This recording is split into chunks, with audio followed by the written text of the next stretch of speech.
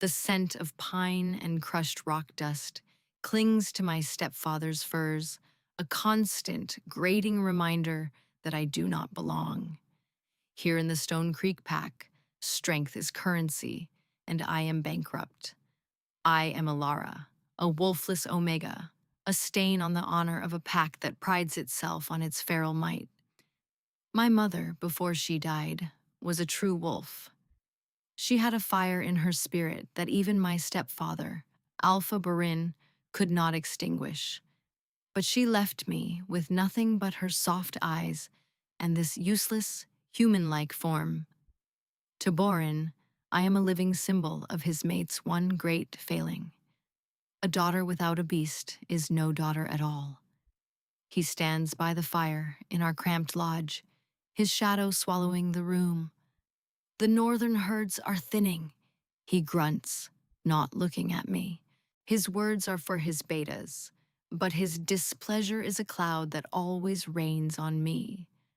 The Frost Fang Pack holds the Eastern Valley, and we are not strong enough to challenge them. We must move west. A murmur of agreement ripples through the men. The west means crossing the Serpent's Tooth Mountains, a treacherous journey. More importantly, it means crossing the lands of the Alpha King. King Kalen does not grant passage for free, one of the betas, a grizzled wolf named Fen, points out. His toll is steep. Borin finally turns, and his cold eyes land on me, where I'm mending one of his tunics by the weak firelight. A cruel smile twists his lips. I have something to trade, something he will not refuse. The men follow his gaze, and I feel their collective disdain like a physical blow. I am not a person to him. I am a bargaining chip, a piece of livestock to be bartered. My needle stills in my hand, and a cold dread, colder than any winter wind, seeps into my bones. He means to sell me. The journey to the Alpha King's citadel is a week of strained silence and open contempt. I am made to walk behind the pack, as if my wolflessness is a contagion they might catch. When we arrive, the sheer scale of the king's fortress steals my breath. It is carved from the heart of a mountain, black stone towers scraping a sky the color of a bruised plum. It radiates power, an ancient and unyielding dominance that makes the fierce wolves of my pack seem like nervous pups. We are led into the great hall, a cavernous space lit by hundreds of torches that cast flickering shadows on walls, adorned with the standards of conquered packs. At the far end of the hall, on a throne of polished obsidian and iron, sits the Alpha King. Kalen. He is younger than I expected, perhaps only a few years older than my 20 winters, but he carries himself with the weight of centuries. His presence is a physical force, pressing down on the very air, demanding submission. His hair is the color of midnight, and his eyes, even from this distance, are a startling ice blue. He watches our approach with an air of bored indifference, one hand resting on the head of a massive, snarling wolf that lies at his feet. Borin shoves me forward, forcing me to my knees on the cold stone floor. Great Alpha King, he begins, his voice uncharacteristically servile. I am Alpha Borin of the Stone Creek Pack. We seek safe passage through your lands to the Western Territories. Kalen's gaze sweeps over Borin and his warriors, unimpressed. Then his eyes fall to me, and the world stops. It is not a sound or a sight. It is a scent that bypasses my nose and strikes directly at the deepest, most dormant part of my soul.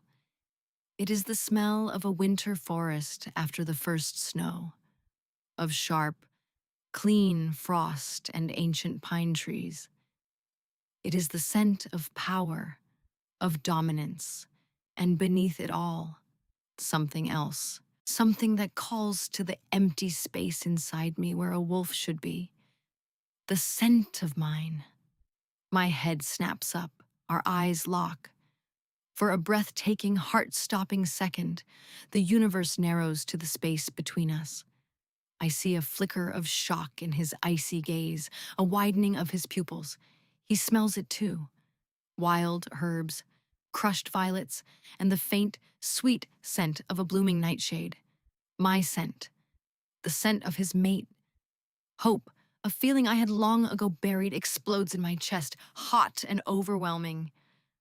The fates have not forgotten me. They have given me him, the Alpha King, my mate. He will see me. He will save me. The moment shatters as quickly as it formed. Kalen's expression hardens, his jaw tightening as if fighting a battle within himself.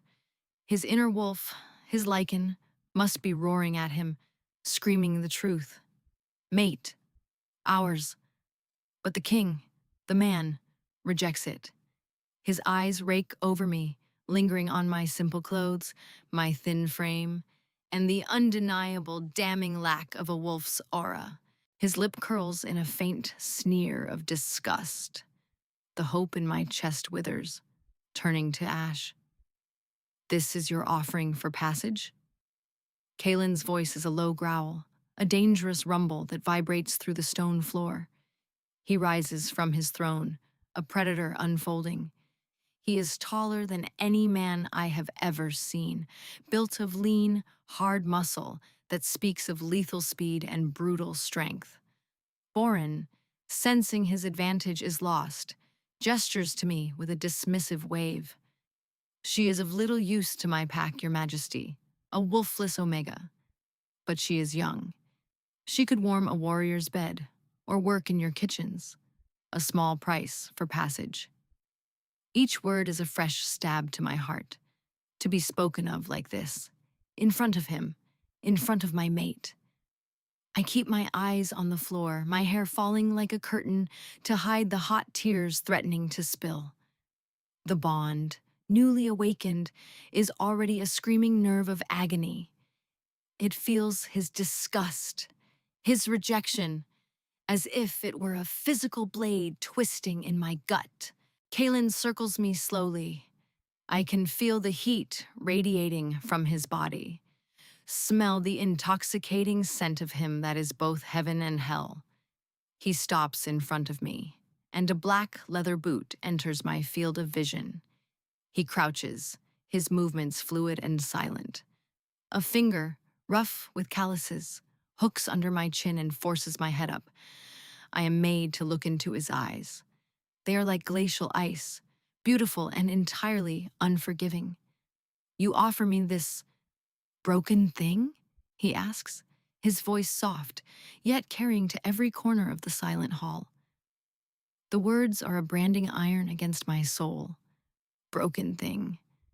He sees the flicker of pain in my eyes, and a cruel satisfaction glints in his. I accept your trade, he says, his gaze still locked on mine. A tiny, treacherous spark of hope ignites again. He accepts. He straightens, releasing me so abruptly my head drops. He turns his cold gaze back to my stepfather. I accept her, but not for passage. I will keep her as a servant in my household, a permanent reminder to all who enter my court of what weakness looks like. The breath leaves my body in a silent gasp. The pain is so immense, so all-consuming that I feel nothing at all. It is a vast, white emptiness. Your request for passage is denied, Kalen proclaims, his voice ringing with finality. You have wasted my time. Now leave my court and my lands. If you are found within my borders by sunrise, my wolves will hunt you down like the scavengers you are. Borin stares, stunned, but the sight of the king's guards shifting, their hands on their swords, is enough to break his stupor. He gives me one last look of pure hatred, as if this too is my fault. Then he turns, and without a backward glance, leads the Stone Creek pack from the hall. They leave me. They leave me kneeling on the cold stone floor of my mate's court. My entire world dismantled in the space of a heartbeat. I am no longer of Stone Creek. I am no longer anyone. I am the Alpha King's broken thing. The doors to the great hall slam shut, the sound echoing the final, brutal severing of my old life. My exile has begun. The days that follow are a blur of gray misery. I am stripped of my worn pack clothes and given a coarse, drab servant's uniform. My identity is scrubbed away as surely as the grime I am forced to clean from the castle floors. I am assigned to the kitchens, a sprawling, steaming hell of clanging pots and sharp-tongued shifters who look at me with either pity or contempt. They all know who I am. The story of the wolfless Omega, traded for nothing and kept as a royal pet, a living lesson in worthlessness, has spread through the citadel like a plague. The bond is a constant throbbing ache in my chest. It is a phantom limb, a hunger that can never be sated. I feel him sometimes, a distant presence in the castle, a flare of anger from the training grounds, a wave of frustration from the council chambers. His emotions bleed into me, unfiltered and agonizing, a constant reminder of the connection he refuses to acknowledge. He, in turn, must feel my despair, my loneliness. The thought brings me no comfort. It only deepens my shame. I learn to build walls inside myself. I pack the pain down, layer by layer, until it is a dense, cold stone in the pit of my stomach. I work until my muscles scream and my hands are raw. The physical exhaustion is a welcome distraction, the only thing that allows me a few hours of dreamless sleep. I become a ghost in the castle, silent, efficient, and invisible. I keep my head down, my eyes averted. I do not speak unless spoken to. I fade into the stonework, another shadow in the king's great fortress. 3 months pass. The seasons begin to turn, the crisp autumn air carrying the first promise of winter. The pain of the bond has not lessened, but I have grown accustomed to it, the way one might grow used to a crooked spine. It is a part of me now. One night, unable to bear the oppressive heat of the kitchens any longer, I slip out into a secluded courtyard. The moon is a silver sliver in the ink-black sky, and the air is blessedly cold against my flushed skin. It is my first moment of peace since my arrival. I lean against the cold stone wall and close my eyes, just breathing. For a moment, I am not a servant, not a reject, not a broken thing. I am just Ilara. A snarl rips through the quiet. My eyes fly open. 3 wolves have cornered me in the courtyard.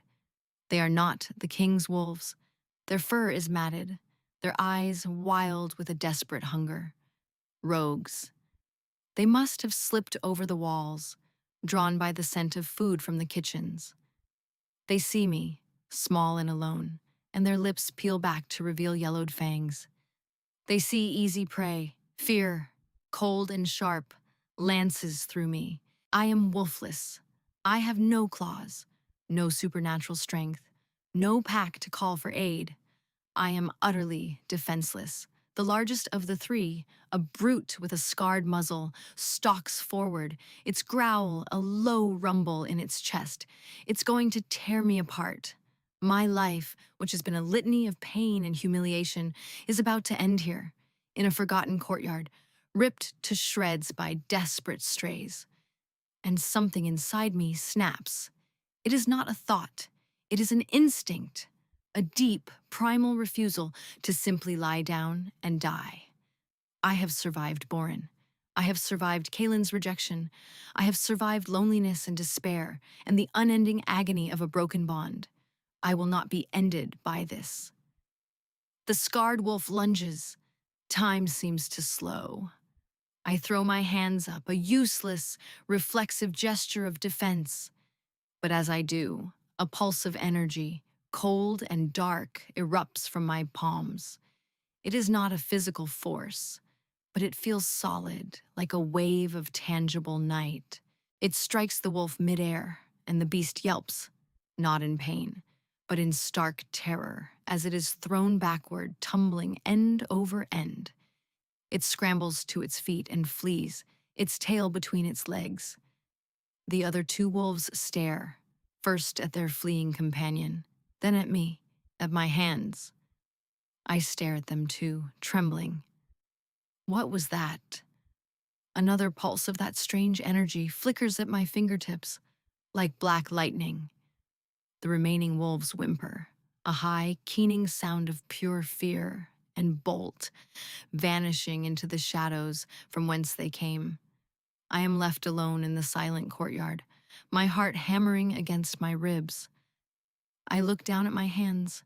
They look the same, pale, slender, with nails cut short for kitchen work and skin reddened from scrubbing. But they are not the same. They held a power I cannot explain, a power that frightened wolves. A spark has been lit in the desolate landscape of my soul. It is not wolf power. It is something else. Something dark and secret and entirely my own. In the moment of my deepest despair, I have found a weapon. For the first time since I was cast aside, I feel a flicker, not of hope, but of something far more dangerous. Power. Over the next few weeks, I become a creature of the night.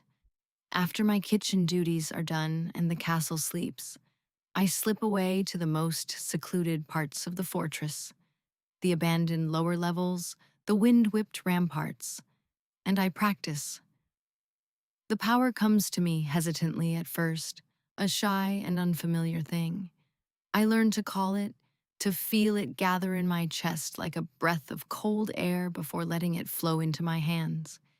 It is a power of shadow. I learn to pull the darkness from corners and weave it into tangible threads. I can create a globe of absolute silence, snuffing out the sound of my own footsteps. I can cloak myself in shadow, becoming nearly invisible as long as I remain still. My body changes along with my newfound abilities. The grueling kitchen work has already stripped away my softness, leaving lean muscle in its place. Now, this new power sharpens me further. My senses heighten. I can hear the whisper of a guard's breath from 50 paces, smell the rain on the wind hours before it arrives. This is the magic of the shadow weavers. I piece the knowledge together from scraps of conversations I overhear, from ancient, dusty tomes I dare to peek at in the castle library when it is empty. The weavers were a line of shifters thought to be extinct for centuries, hunted into oblivion because their power was misunderstood, feared. They were not wolves, but their magic was tied to the primal forces of night and shadow. They were said to be the only beings who could fight the true creatures of darkness, the shadow wraiths, and I am one of them. My mother's line, it seems, held more than just a wolf spirit. It held this. This is why I am wolfless. My magic consumed the space where a beast would have grown. It is not a flaw. It is a birthright. My confidence grows with my power.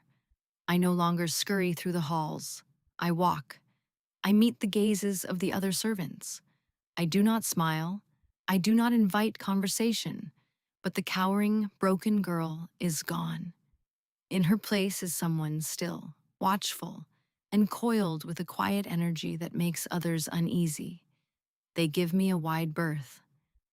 One evening, a new kitchen boy, arrogant and cruel, tries to corner me in the pantry, his hands grabbing and his breath sour. The old Alara would have frozen in fear. The new Alara does not. I let a sliver of my power bleed into my eyes, turning them momentarily into pits of shadow. I do not speak. I do not have to. The boy stumbles back, his face pale with a primal fear he cannot name, and scrambles out of the pantry. He never bothers me again. The power shift is subtle, but it is real. I am no longer a victim. My training does not go unnoticed. Liam, the captain of the Royal Guard, is a wolf of quiet observation.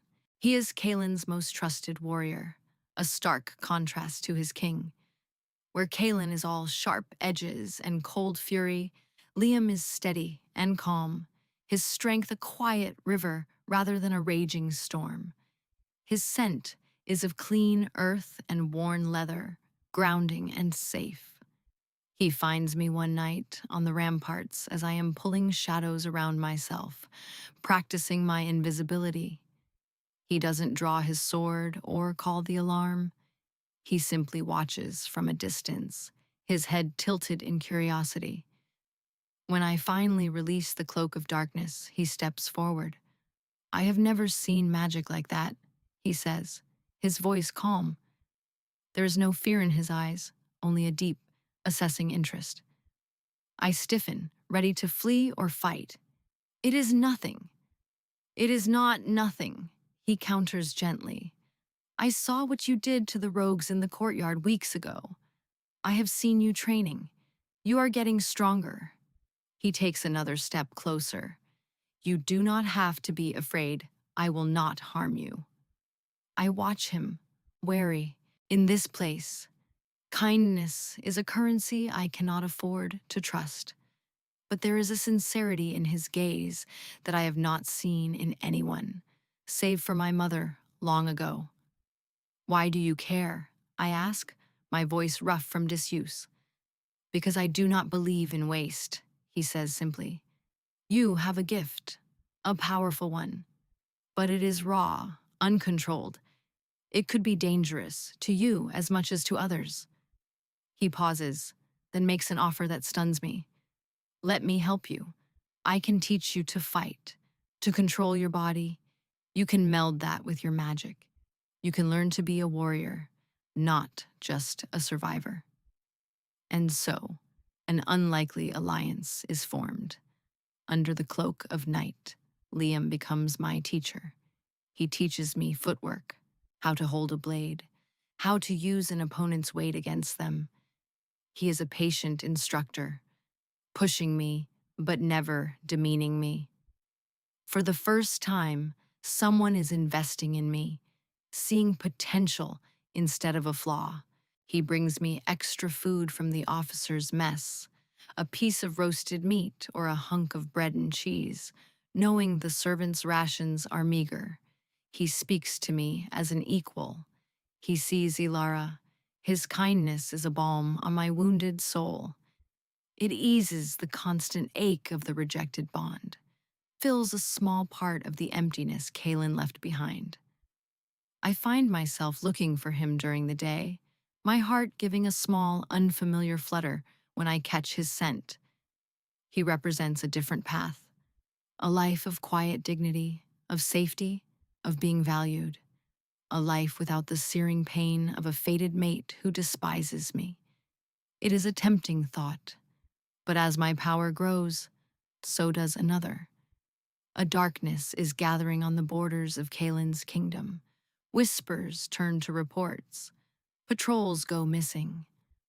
Villages on the frontier are found silent and empty, their inhabitants vanished, leaving behind only claw marks that seem to be etched from solid shadow.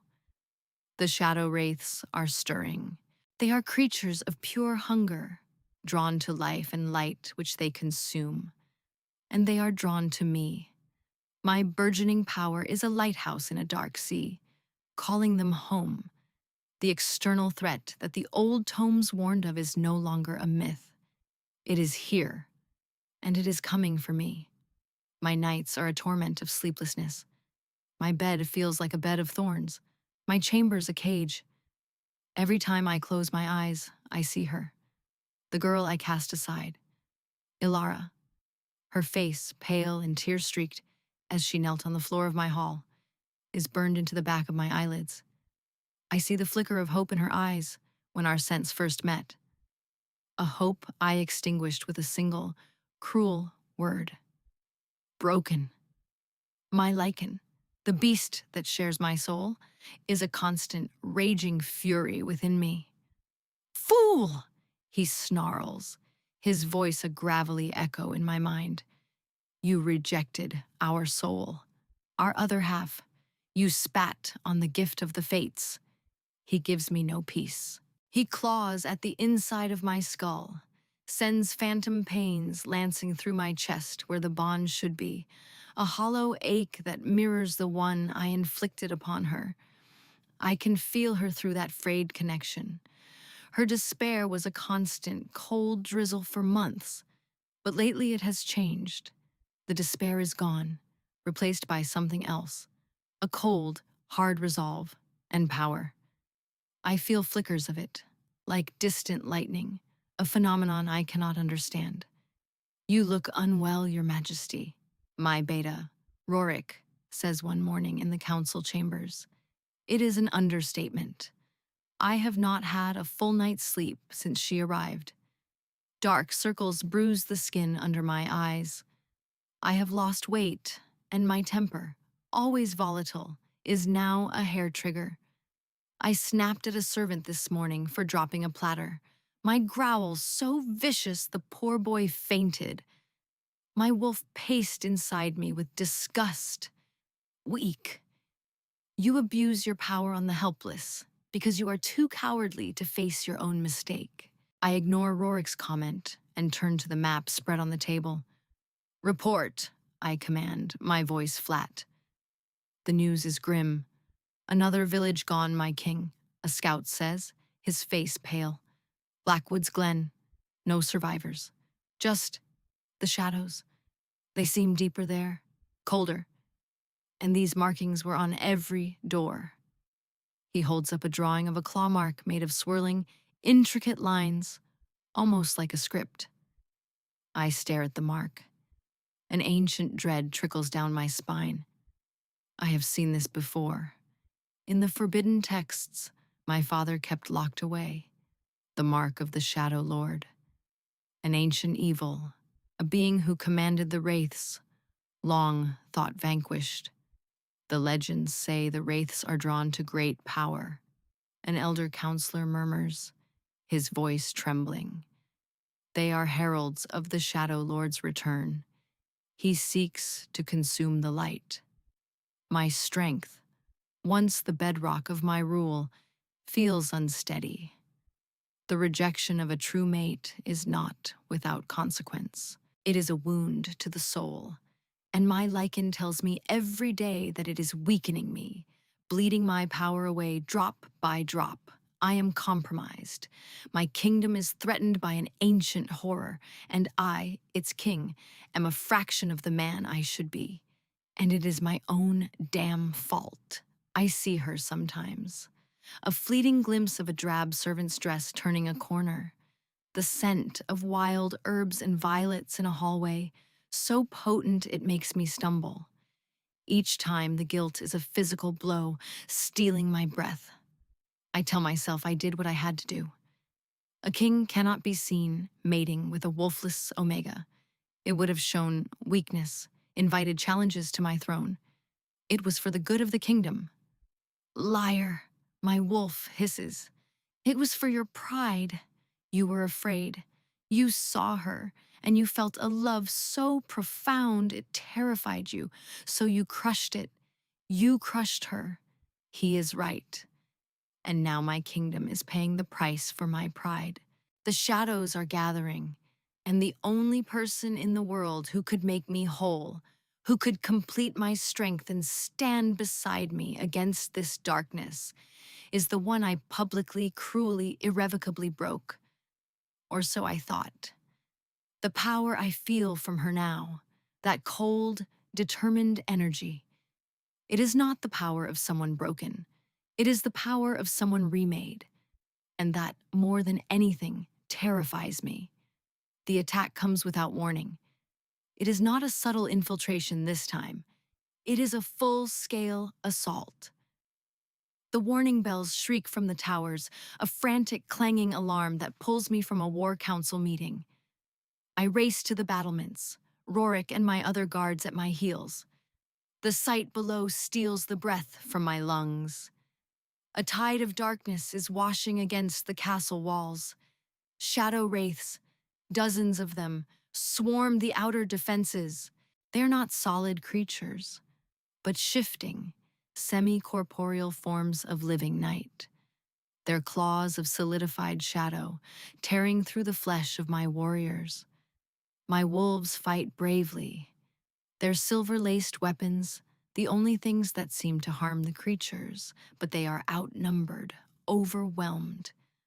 The wraiths move with a terrifying coordination, a single malevolent intelligence guiding them. To the walls! I roar, my lichen surging forward, demanding release.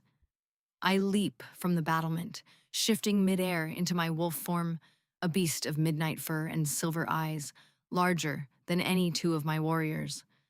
I land with a ground-shaking thud, tearing into the nearest wraith with a fury born of desperation and self-loathing. My claws and fangs find purchase, and the creature dissolves with a sibilant hiss, but two more immediately take its place. The battle is a chaotic maelstrom of snarling wolves, screaming men, and hissing shadows. We are losing. For every wraith we destroy, another seems to boil up from the ground. They are pushing us back, their chilling presence draining the warmth and courage from my men. Despair begins to creep in. My weakened state is telling. I am slower, my blows less powerful than they should be. Then she appears. From the heart of the chaos, a figure emerges. At first, I think it is just a servant caught in the fighting, and a fresh wave of guilt washes over me. But it is Alara, and she is not cowering. She stands perfectly still amidst the swirling battle, her drab dress a stark contrast to the violence around her. Her head is high, her expression one of intense concentration. She raises her hands. The shadows themselves obey her, tendrils of pure darkness, blacker than the wraiths themselves, erupt from the ground around her. They move with serpentine grace and lethal speed, striking like whips. A tendril wraps around a wraith, and instead of being consumed, the creature shrieks, a sound of pure agony, as its own essence is pulled apart, unraveled, and absorbed by her magic. She weaves shields of solidified night that intercept the wraith's claws, shattering them like glass. She moves through the battle not as a participant, but as its conductor, an artist painting with darkness and silence. My warriors, my guards, even the wraiths, all pause in stunned disbelief. I stand frozen in my wolf form, my jaw slack. This is the source of the power I have been feeling. This is the broken thing I cast aside. Our eyes meet across the blood-soaked courtyard. The distance between us vanishes, and the mate bond, suppressed and tortured for months, ignites with the force of a supernova. It is a tidal wave of sensation. I feel her power, cold and immense, a force of nature I cannot comprehend. I feel her fury, a righteous glacier-cold anger directed squarely at me. And beneath it all, an echo of the pain I caused her. Through the bond, she feels my shock, my dawning, sickening horror at the magnitude of my mistake. She feels my awe, and she feels the desperate, primal scream of my lichen. Mate, ours, powerful, perfect. The moment is broken by a wraith lunging at her from behind. Before I can even move, Liam is there. Her captain. He cuts the creature down with a fluid grace, then takes a protective stance at her side, his sword ready. He glances at her, a look of fierce pride and concern on his face, a possessiveness that sends a spear of pure, undiluted jealousy through me. He has been protecting her, training her. He saw what I was too blind and arrogant to see. The battle is turning. With Alara as their focal point of attack, the wraiths ignore my warriors, swarming toward her. But now my wolves can fight back, flanking the distracted creatures, tearing them apart. Alara and Liam fight back to back, a whirlwind of shadow and steel. They are a perfect team. The sight is both magnificent and agonizing. When the last wraith dissolves into nothing, a ringing silence falls over the courtyard. My men are staring not at me, their king, but at her, at the wolfless Omega who just saved them all. I shift back to my human form, my body trembling with adrenaline and a storm of conflicting emotions. I take a step toward her, then another. The space between us feels charged, heavy. Liam tenses, placing a hand on her arm as if to shield her from me. What? What are you? The words are torn from my throat, rough and inadequate. Alara looks at me, and for the first time, I am the one who feels small. Her eyes, which I once saw as soft and weak, are now filled with a power that could shatter mountains. There is no fear in them, no pleading, only a cold, hard strength. I'm what you made me, Your Majesty, she says. Her voice is quiet and as sharp as a shard of ice. A survivor. She turns, gives Liam a small, almost imperceptible nod of thanks, and walks away, her back straight, her head held high. She does not look back. She leaves me standing in the wreckage of my own making, the cheers for her victory sounding like a death knell for my soul. The power dynamic has not just shifted, it has been completely and utterly inverted.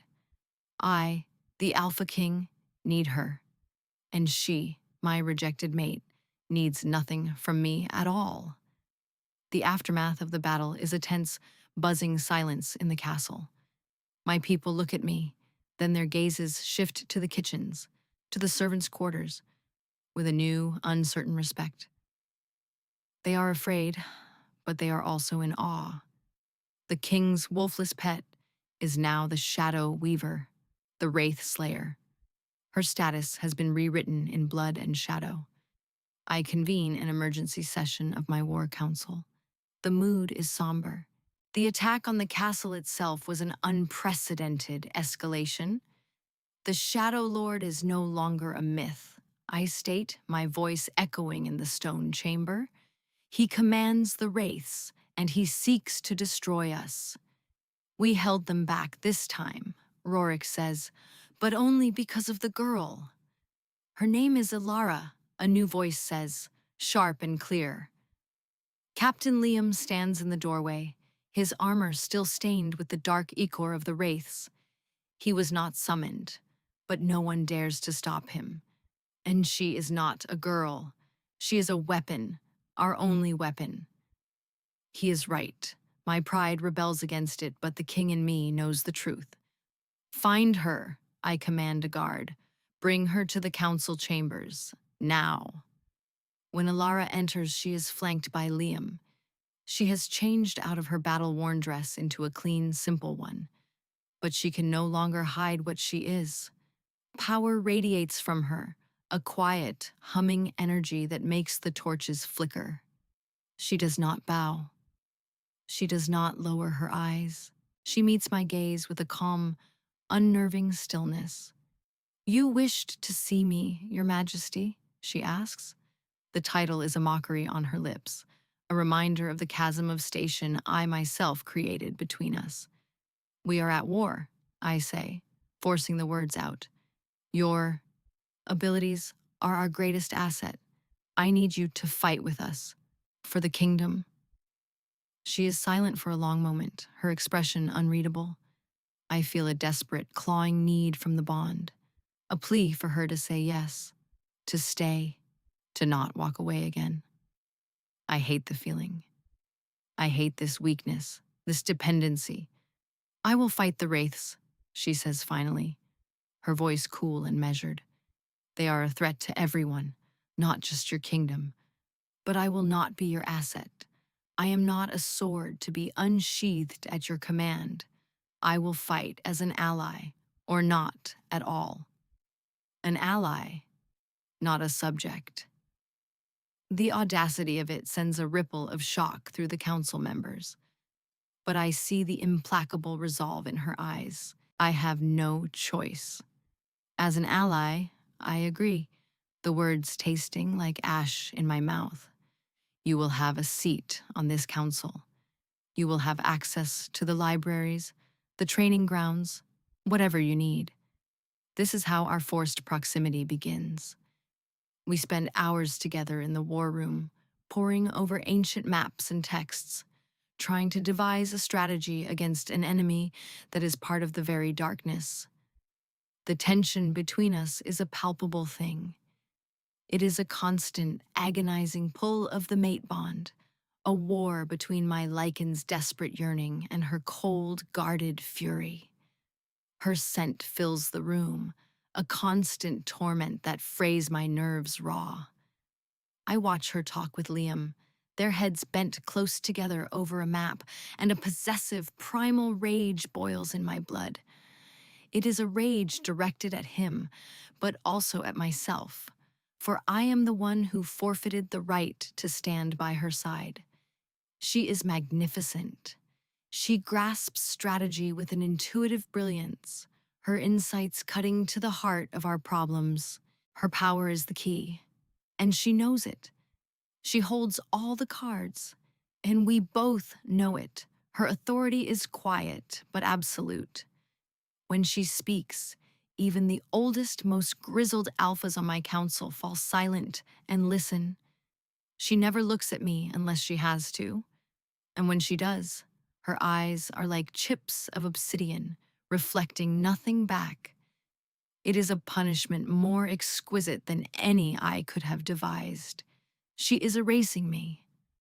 One night, after a particularly grueling council session, I cannot bear it any longer. I follow her as she leaves the chambers, her silence a wall between us. She walks toward the training yard, and I know she's going to meet Liam.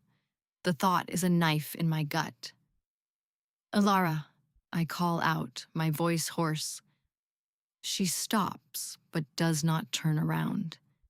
Yes, Your Majesty? Do not call me that.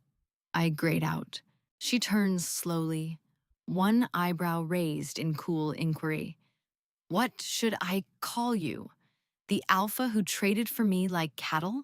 The king who named me a broken thing in front of his entire court? Majesty seems the most honest of the choices. Each word is a perfectly aimed dart, striking a nerve I cannot defend. The truth of them disarms me completely. The anger drains out of me, leaving only a vast, hollow emptiness. I start, but the words fail me. What can I say? I'm sorry? The words are meaningless, an insult after what I did. I stand before her, the most powerful wolf on the continent, utterly stripped of my power, my authority, my pride. I finally find my voice, and it is the voice of a broken man, not a king. There is no excuse for what I did, I say, the confession raw and painful. Pride, fear. I was a coward. I saw you, and my Lycan knew. He knew you were my other half, my soul, and it terrified me. The idea that a wolfless Omega could hold such power over me, I couldn't accept it. So I tried to destroy it. I tried to destroy you. I take a hesitant step closer. She does not move back, but her body is rigid, a statue carved from ice. I was a fool, I whisper, my voice cracking. And I have been living in a hell of my own making since the moment you walked out of my hall. My beast rages against me. I cannot sleep. I cannot think. There is only this gaping wound where you should be. I look into her eyes, pleading with her to see the truth of my suffering. I don't ask for your forgiveness. I know I have not earned it. I may never earn it. I only ask, I beg, that you allow me to fight by your side. Allow me to show you through my actions that I am not the male I was. Let me prove that I can be worthy of standing in your shadow. Tears I did not know I was capable of shedding burn at the back of my eyes. I have never begged for anything in my life. But for her, I would crawl. For her, I would sacrifice my crown, my kingdom, my very life. My wolf, for the first time in months, is quiet. He is watching, waiting. This is the beginning, he murmurs. The first step on a long road. Ilara watches me, her expression a mask of conflicting emotions. I see the flicker of her own pain, the echo of the bond's agony, but I also see the deep, unyielding wall of her anger. She says nothing. She simply holds my gaze for a long, torturous moment, then turns and walks away into the darkness, leaving me alone with the weight of my confession and the terrifying uncertainty of her silence. I find her in the armory the next day, her back to me as she sharpens a short, wicked-looking blade. Liam is with her, showing her how to test the edge. They are comfortable together, their movements synchronized, their quiet conversation easy. The sight sends a familiar pang of jealousy through me, but it is muted now, overshadowed by the memory of my own pathetic pleading the night before. Liam sees me first. He straightens, his hand instinctively going to the hilt of his sword before he visibly forces himself to relax. He gives Ilara a look I cannot decipher, then nods to me curtly. Your Majesty. He turns back to Ilara. Remember what I said. Balance over brute force. He touches her shoulder briefly, a casual, friendly gesture that feels like a brand on my skin, and then he leaves us alone. The silence in the armory is heavy, broken only by the rhythmic scrape of steel on stone. I wait, my hands clenched at my sides. I have laid my soul bare. The next move is hers. Finally, she stops sharpening the blade. She tests the edge with her thumb, her movements precise and economical.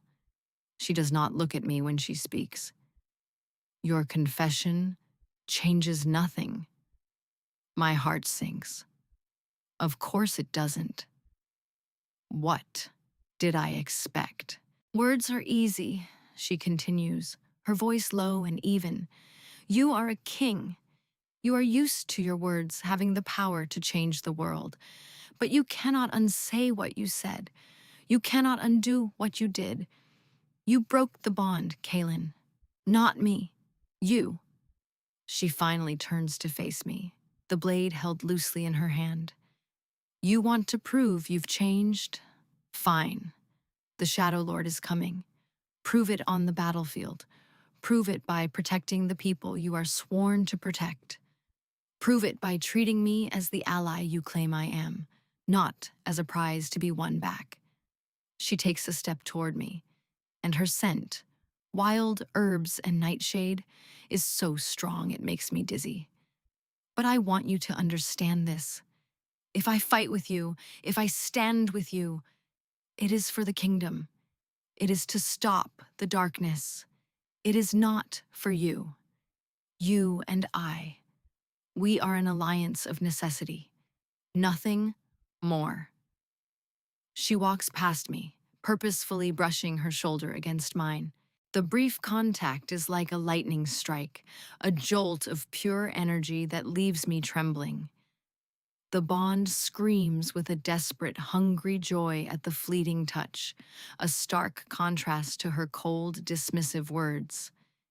She is drawing a line in the sand, a line I know I must not cross until she allows it. Later that evening, I see her talking with Liam in a quiet alcove. I keep my distance, hidden in the shadows, an unwilling eavesdropper. He is your mate, Alara, Liam is saying, his voice heavy with a sadness he cannot hide. I see the way he looks at you. I see the agony in his eyes, and I see the way you look at him, even when you think no one is watching. He is nothing to me, she says, but her voice lacks the conviction it held when she spoke to me. Liam gives a sad, knowing smile. You are a terrible liar. My fight was to help you find your strength, to help you survive. You've done that. You are more powerful than any of us, but I cannot compete with a fated bond. I can't fight a war against his soul. And yours. He reaches out and gently touches her cheek. He hurt you. He broke you. But he is trying to put the pieces back together. Whether you let him, that is your choice. But I will not be the man who stands in the way of it. I will not be your second choice, a safe harbor when your heart wants the storm. He drops his hand, his expression one of profound resignation and dignity. My loyalty is to the kingdom, and to you, as my friend and my commander in this war. That will not change. But the rest, that path is yours to walk alone.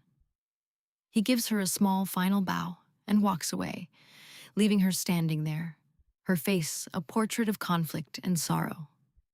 He has gracefully, painfully removed himself from the equation.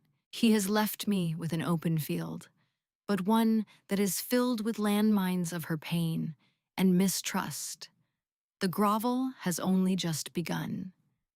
The final confrontation arrives sooner than we anticipated. Our scouts report a massive convergence of shadow energy in the Desolation Valley, a barren, rocky wasteland at the northern edge of my kingdom. It is him. The Shadow Lord is manifesting, gathering his power for a final, decisive strike. There will be no more skirmishes. This will be the final battle. We ride out at dawn, a small elite force of my best warriors, with Alara and me at the head. The air crackles with a grim tension. Alara is a vision of dark power, clad in black leather armor Liam procured for her. She is armed with twin short swords, but I know her true weapons are the shadows that cling to her like a second skin. She has been quiet and withdrawn since her conversation with Liam, her focus entirely on the coming fight. As we enter the valley, the very light seems to curdle. The air grows unnaturally cold, and a thick, cloying darkness pools in the hollows. The sun is a pale, sickly disk overhead, its warmth unable to penetrate the gloom. In the center of the valley, the shadows coalesce, swirling and churning until they form a towering figure, vaguely humanoid but made of pure, roiling night. It has no face, only two burning embers of malevolent red light for eyes. The Alpha King! A voice hisses, seeming to come from everywhere at once. It is the sound of grinding stone and dying whispers. And the little weaver. You have come to offer me your power. We have come to end you, Alara calls out, her voice ringing with a power that pushes back against the oppressive darkness. The Shadow Lord laughs, a sound that chills the bone. End me? Child, I am eternal. I am the silence that waits. But you have a choice. Your power is like mine, a mirror image. Why do you serve the one who threw you away like trash? The one who called you broken? Join me. Together we can plunge this world into a beautiful, perfect darkness. We can rule. He is trying to turn her, to use the wound I inflicted as a weapon against me. I see her hesitate for a fraction of a second, the offer of power and belonging striking at the old insecurities I created. I will never join you, she snarls, her hands igniting with dark energy. So be it, the Shadow Lord hisses. The wraiths boil up from the ground around him, an army of darkness, and the battle begins. It is a fight unlike any I have ever known. My warriors and I are a small island of steel and fury in a raging sea of shadows. But Ilara is the storm itself. She moves with a dancer's grace and a killer's heart, her shadow whips and blades of night unmaking wraiths with every strike. I fight with a desperation I have never felt, my lichen a roaring inferno inside me. Every wraith I kill is an atonement. Every blow I land is a prayer for forgiveness. I keep her in my sights, protecting her flank, fighting to prove my worth. But the Shadow Lord is too powerful. He toys with us, his endless army wearing us down. My men are falling. The line is breaking. He focuses his attention on Ilara, sensing she is the true threat. He glides toward her, his form solidifying. "Your power will be mine," he whispers, raising a clawed hand made of solidified despair. A bolt of pure, unadulterated shadow energy, crackling with red light, shoots from his palm, aimed directly at Alara's heart. There is no time to think, no time to plan. There is only instinct.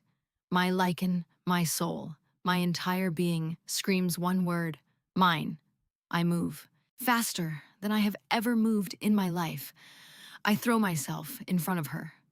The bolt of dark energy hits me square in the chest. The pain is absolute. It is not a physical pain of torn flesh, but a spiritual agony, as if my very soul is being unraveled.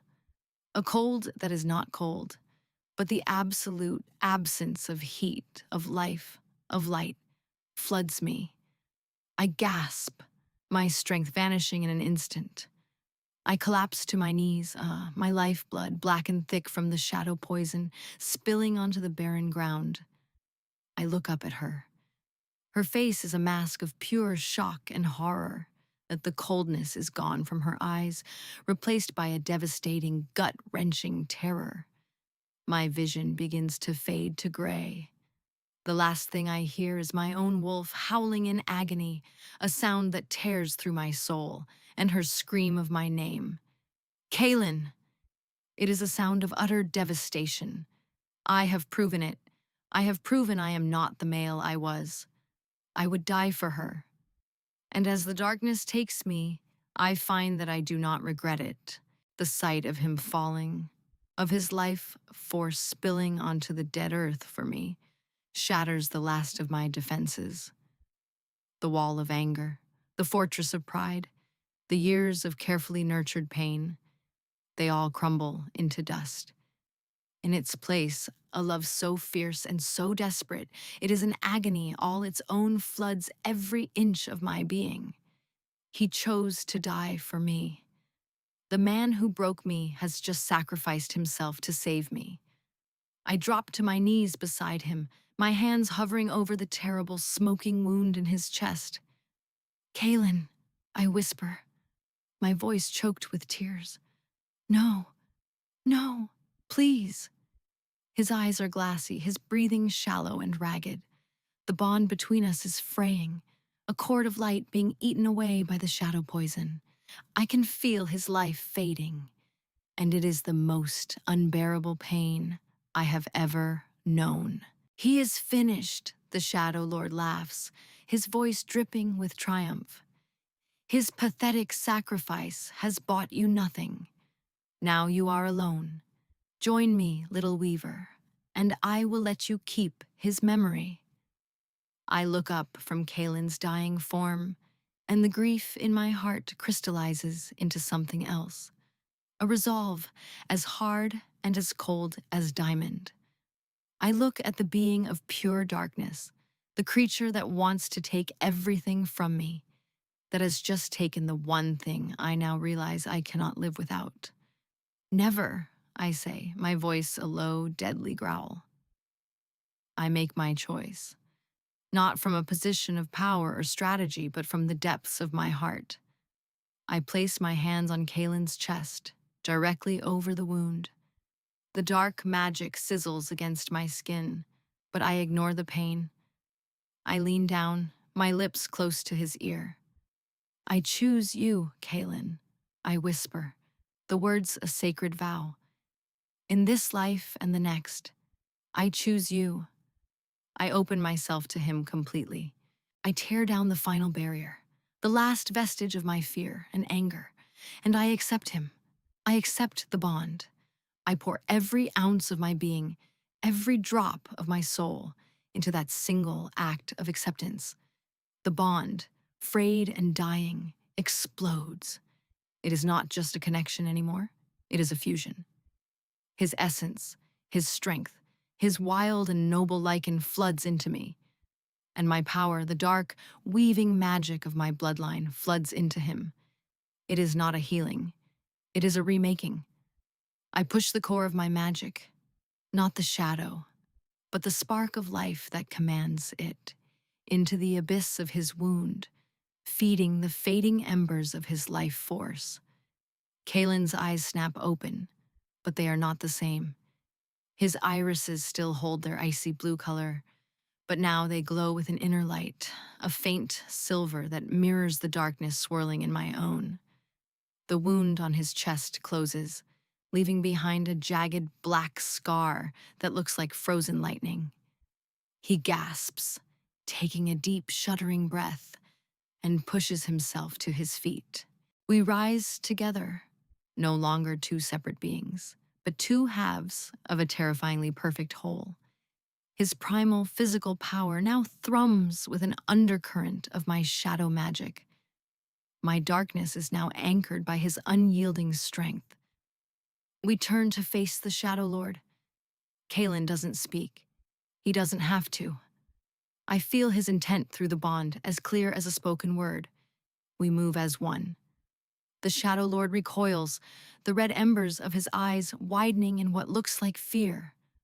What is this? This is not possible. You wanted my power, I say, my voice now harmonizing with a low growl from Kaelin that I feel in my own chest.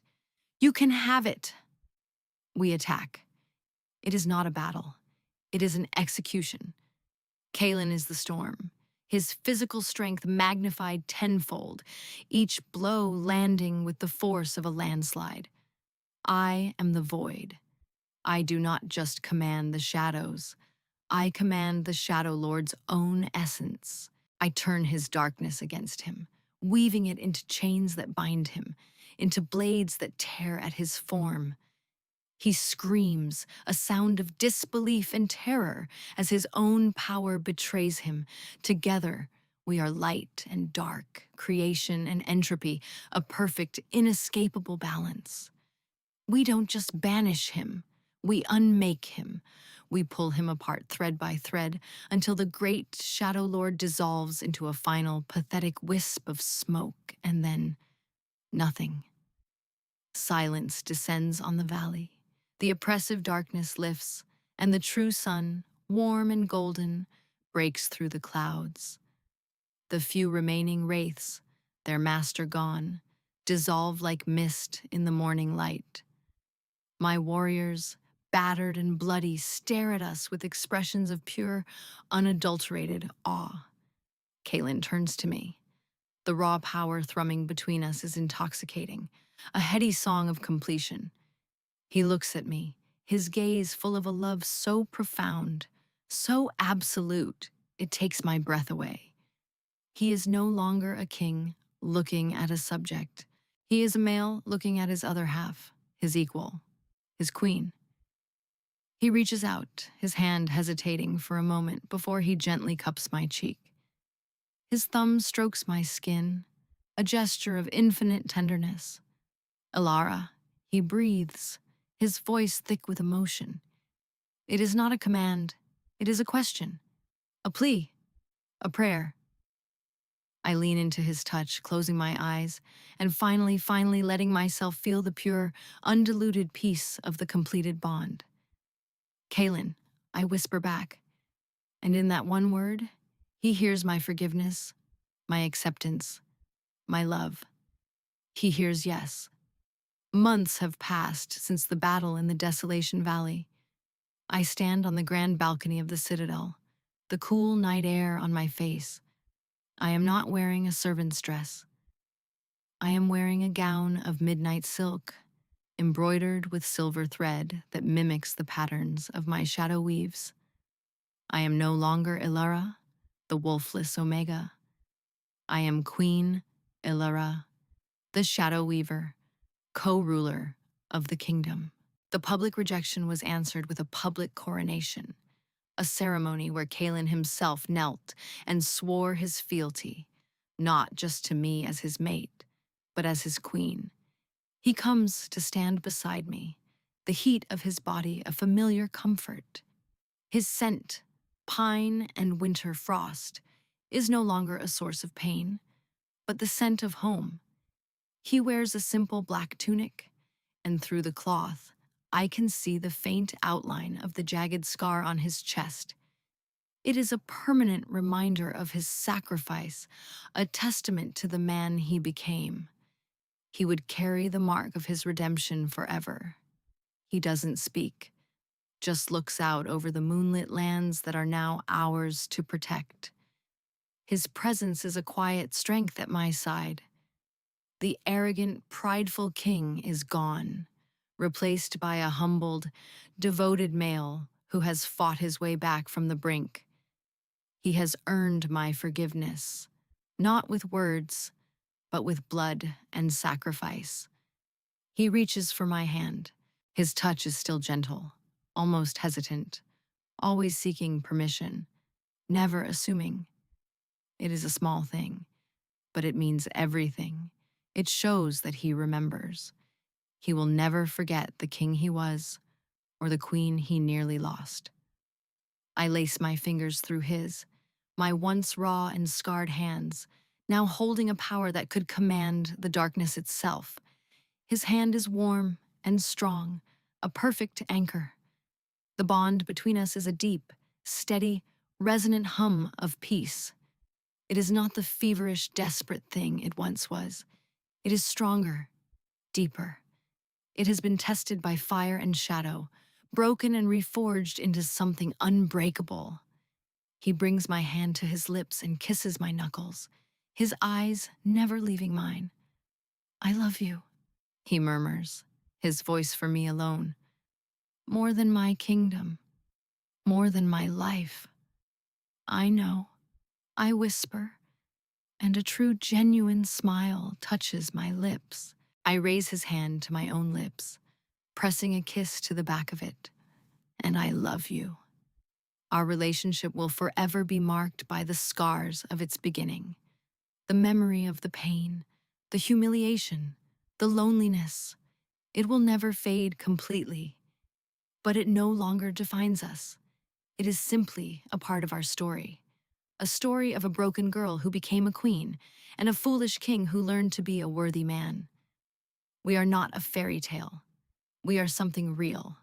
We are scarred, yes. We are earned. But standing here, two halves made whole, we are finally, completely at peace. Our bond is our strength. Our past is our lesson. And our future, stretching out before us under the watchful moon, is ours to write together.